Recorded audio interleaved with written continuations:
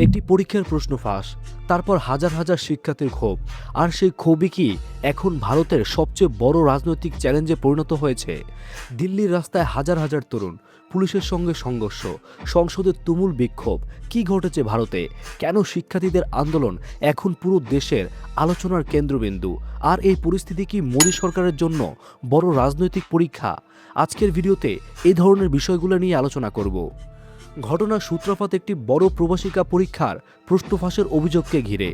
বহু শিক্ষার্থী দাবি করেন পরীক্ষার সচ্ছলতা নষ্ট হয়েছে এবং তাদের ভবিষ্যৎ অনিশ্চিত হয়ে পড়েছে।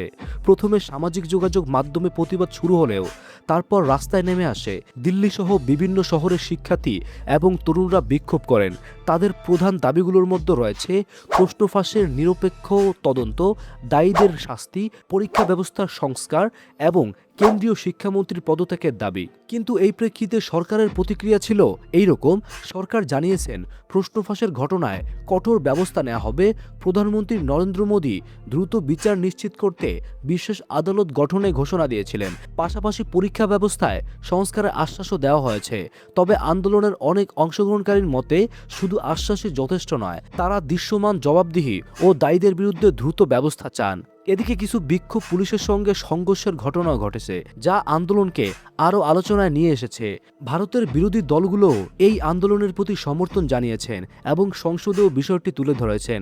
তাদের অভিযোগ, সরকার সময়মতো কার্যকর ব্যবস্থা নেয়নি।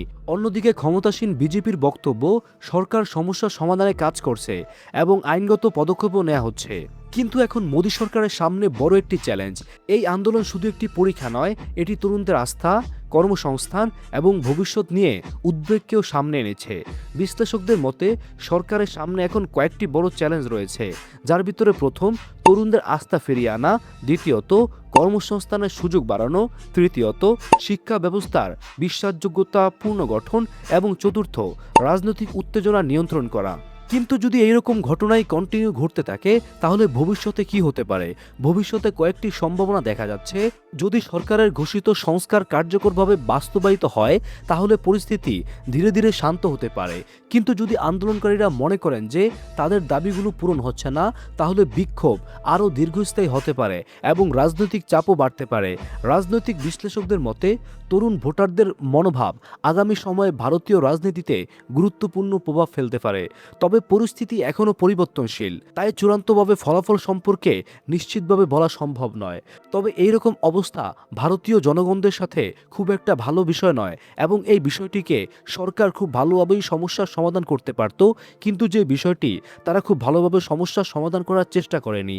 আর যেখানে এখন বর্তমানে শিক্ষার্থীরা জেগে উঠেছে, সেখানে ভবিষ্যতে কি ভয়ানক পরিস্থিতি হবে সেটাই এখন দেখার পালা।